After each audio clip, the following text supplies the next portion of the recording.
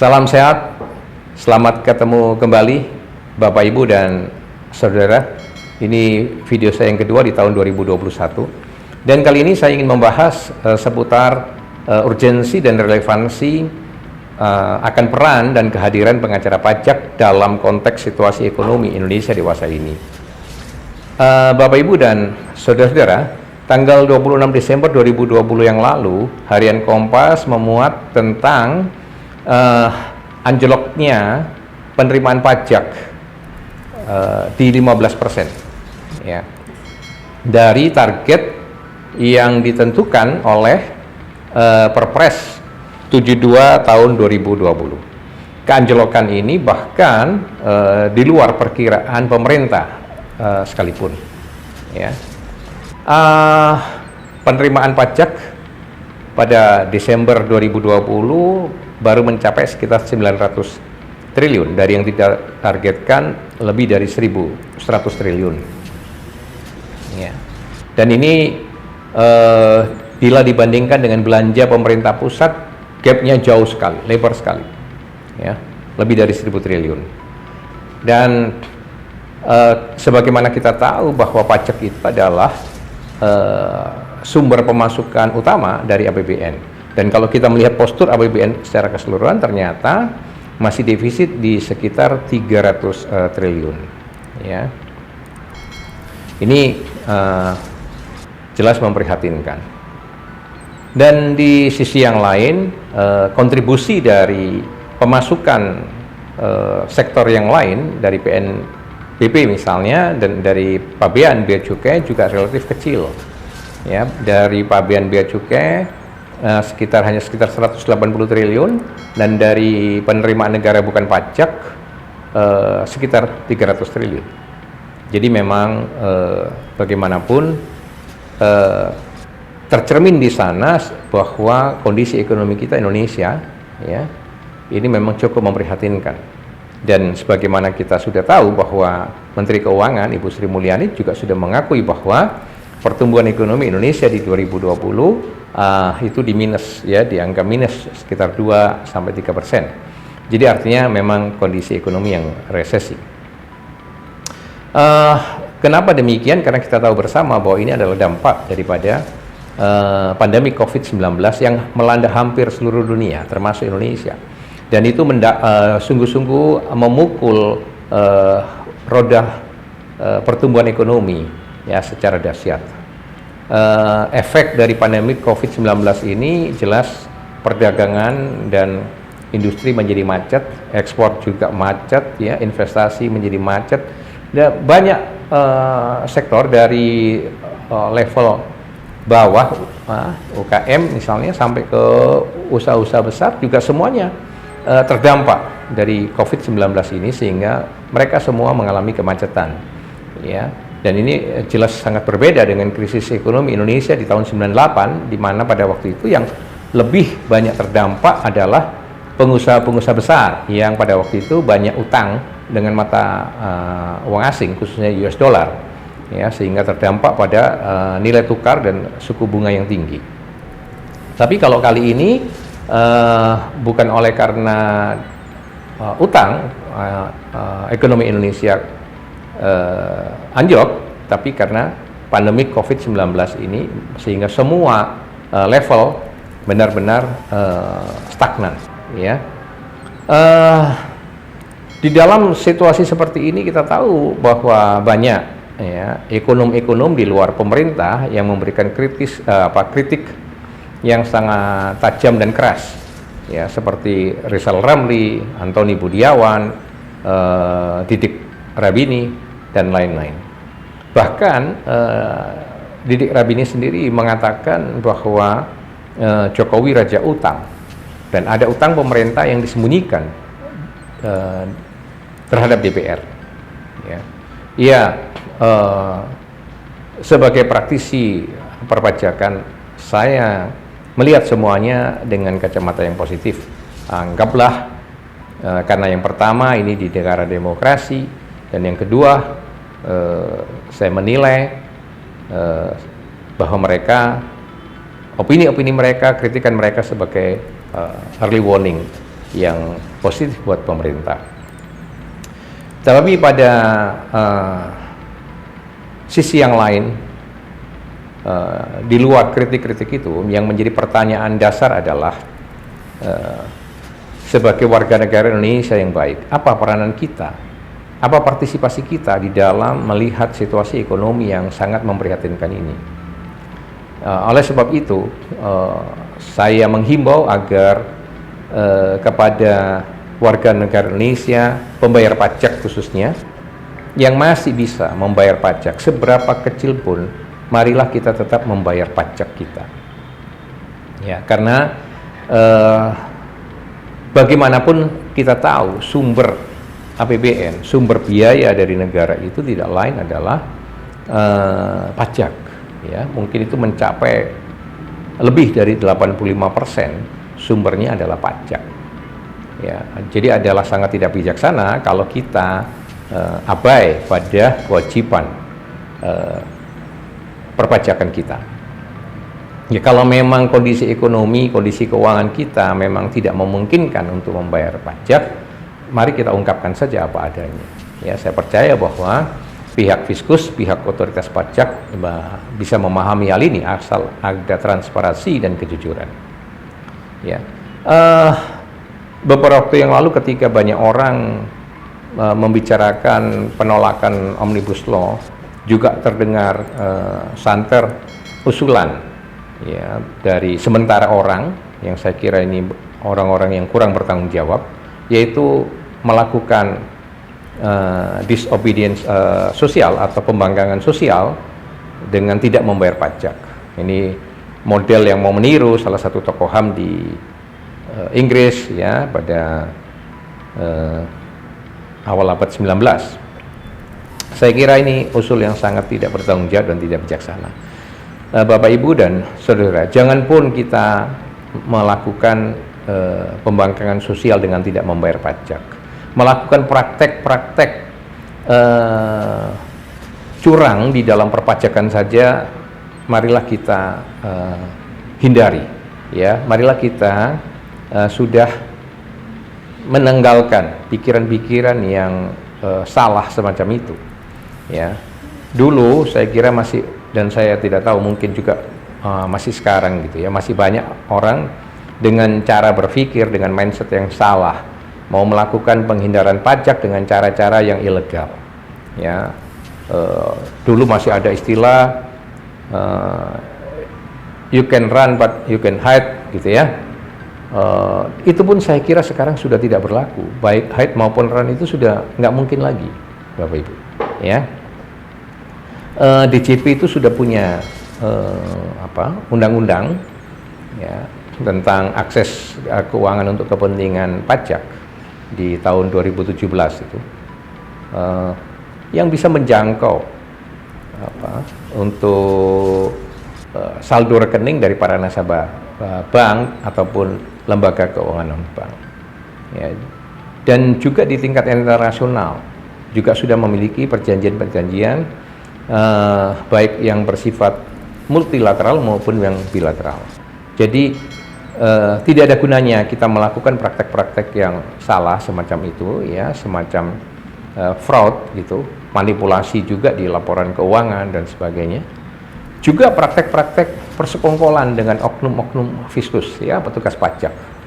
Semua hanya untuk menghindari pembayaran pajak dengan cara-cara yang ilegal. Ya, PPATK misalnya kan sudah mulai menaruh perhatian karena sudah memberikan pernyataan bahwa ada kurang lebih 20 triliun ya di tahun 2020 itu penghasilan atau pendapatan negara itu hilang ya, loss oleh karena praktek-praktek kecurangan di dalam perpajakan. Dan saya percaya bahwa PPATK akan bekerja sama dengan semua aparat penegak hukum, dengan lembaga penegak hukum, khususnya dengan KPK untuk saya kira membahas atau memikirkan solusi dari kebocoran yang besar itu.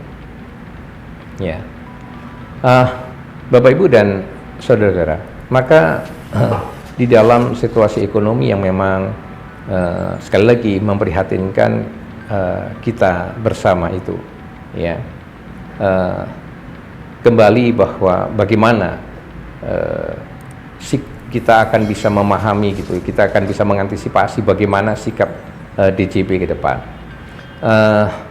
Kita tahu bahwa ada 3 tonggak besar di dalam konteks mengoptimalisasi pemasukan pajak.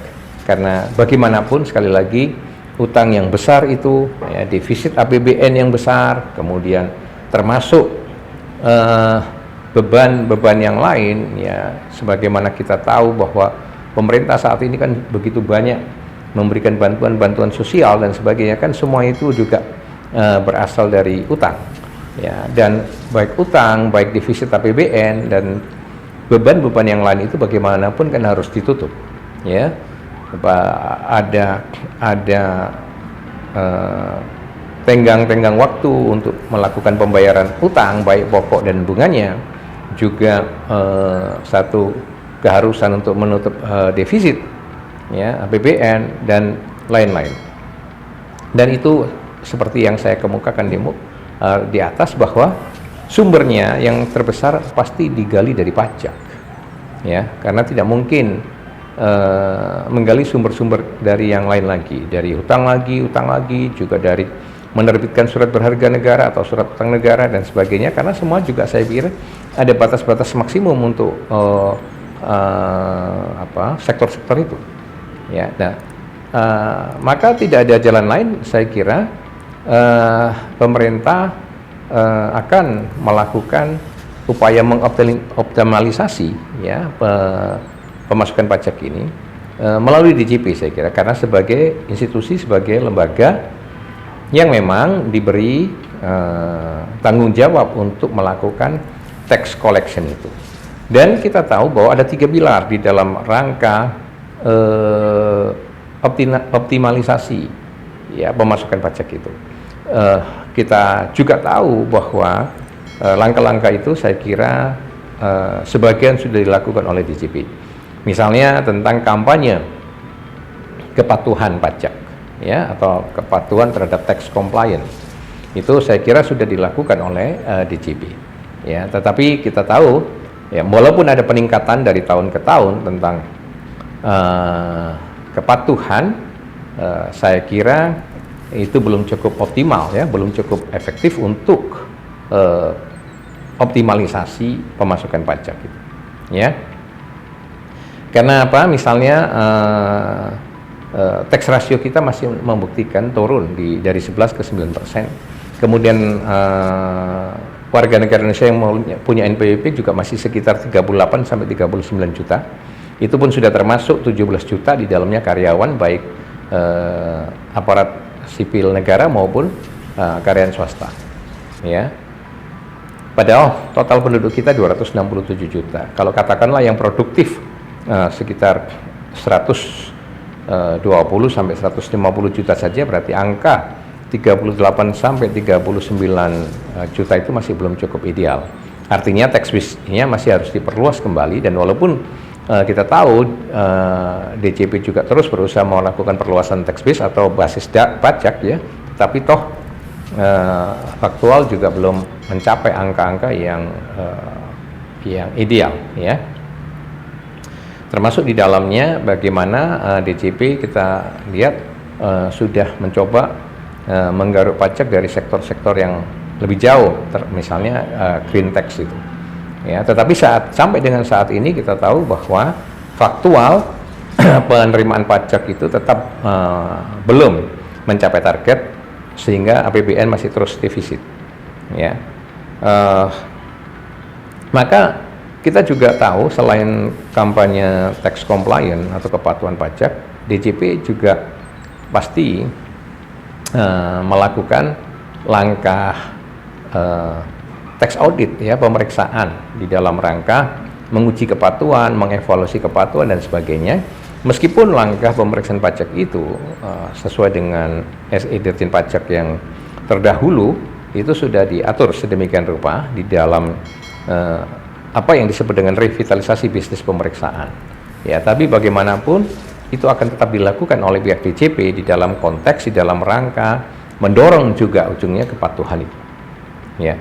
Dan yang ketiga, saya percaya DJP pasti juga akan mengambil langkah penegakan hukum, ya, law enforcement di bidang perpajakan itu. Karena apapun dan bagaimanapun, jika semua langkah-langkah itu tidak disertai dengan law enforcement, saya percaya hasilnya pasti tetap belum optimal. Ya, hasilnya tetap belum efektif. Ya, bagaimanapun harus ada langkah-langkah penegakan hukum. Nah, ada ketegangan di situ antara di satu sisi bagaimana mengatasi defisit, bagaimana DJP itu terbeban untuk mencapai target pemasukan, dan di sisi yang lain dalam situasi seperti ini atau nanti di masa-masa mendatang, bagaimana DJP melakukan penegakan hukum. Ya, ini kan merupakan satu kebijakan, ya, kearifan tersendiri. Nah, di dalam konteks ketegangan semacam itu, ya, konteks antara keinginan mengoptimalisasi pemasukan pajak dan melakukan pendekatan yang relatif keras dalam tanda kutip melalui penegakan hukum, itu di situ sangat mungkin atau potensial terjadi ya ketegangan tertentu, ya, antara pembayar pajak di satu sisi dan fiskus atau otoritas pajak di sisi yang lain. Dan di dalam konteks semacam itu, di dalam konstelasi yang semacam itulah, menurut hemat saya, urgensi dan relevansi kehadiran dari pengacara-pengacara pajak untuk ikut menjaga pelaksanaan law enforcement yang adil, yang fair, ya, yang objektif, ya, di dalam konteks mendorong pemenuhan hak dan kewajiban pajak dari para pembayar pajak itu menjadi diperlukan, ya, menjadi relevan. Nah, oleh sebab itu saya menghimbau kepada semua teman-teman, khususnya alumni Perjakin yang sudah belajar perpajakan, belajar pendalaman di hal perpajakan, ya, yang sudah begitu banyak diskusi di sekitar topik perpajakan dan keuangan negara ini. Harapan saya adalah bisa sungguh-sungguh lebih meningkatkan skill dan integritasnya untuk memainkan peran, ya, tadi memainkan peran ikut di dalam konteks menjaga pelaksanaan penegakan hukum itu agar berjalan dengan adil, dengan fair, ya, dengan terukur, ya, sehingga dapat membantu, ya, di aparat-aparat pajak, ya, untuk melaksanakan tugas dan kewajibannya dengan tetap secara profesional gitu, ya, dengan tetap dengan pendekatan-pendekatan yang baik gitu. Nah, itulah saya kira catatan saya sekitar urgensi dan relevansi dari peran dan kehadiran pengacara pajak. Demikian, semoga bermanfaat dan salam sehat.